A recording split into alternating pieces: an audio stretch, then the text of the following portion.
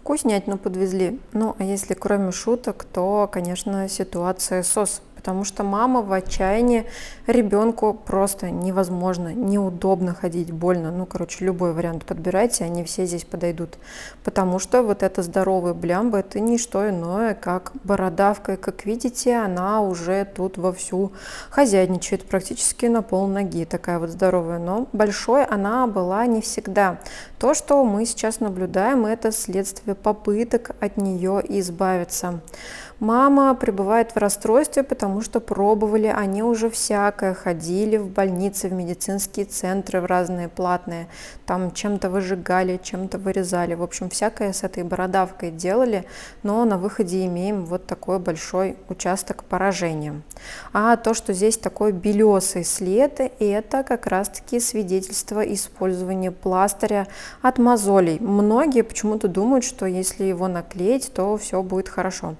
Ничего хорошо не будет. Вот в случае с бородавкой, например, он дает эффект такого сильного распаривания, и, в принципе, это неплохо бы сработало, будь здесь действительно мозоль.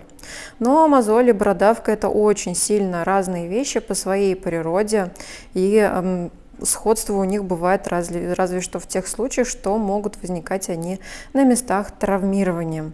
Но в нашей ситуации здесь, безусловно, бородавка. Это легко определить как раз-таки по вот таким небольшим черным точечкам. Кто-то сосочками их называет, кто-то капиллярчиками.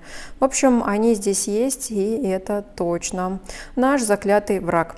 Поэтому будем с ним бороться. Кстати, мама смотрит нас уже полгода. Пользуясь случаем, передаю привет, если этот видеоролик она увидит. Передаю привет от меня и от нашей Лены. И мама призналась честно, что смотрит полгода, но очень боялась к нам идти, потому что все-таки мы не клиника, мы не врачи, мы всего лишь специалисты-подологи. А специалисты-подологи – это люди, которые умеют правильно постричь ноготь сбоку, сверху, с краю, с любой стороны. И люди, которые работают с роговым слоем кожи. Вот как раз сейчас мы этим занимаемся, потому что первое, что необходимо в такой ситуации сделать, это избавиться от всего старого и ненужного.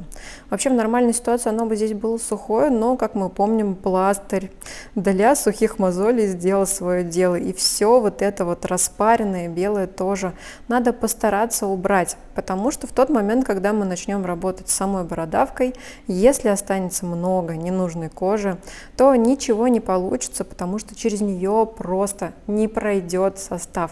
Поэтому с помощью самого обычного одноразового скальпеля очень нежно и деликатно, как видите, по маленькому кусочку счищается все, что нам не пригодится.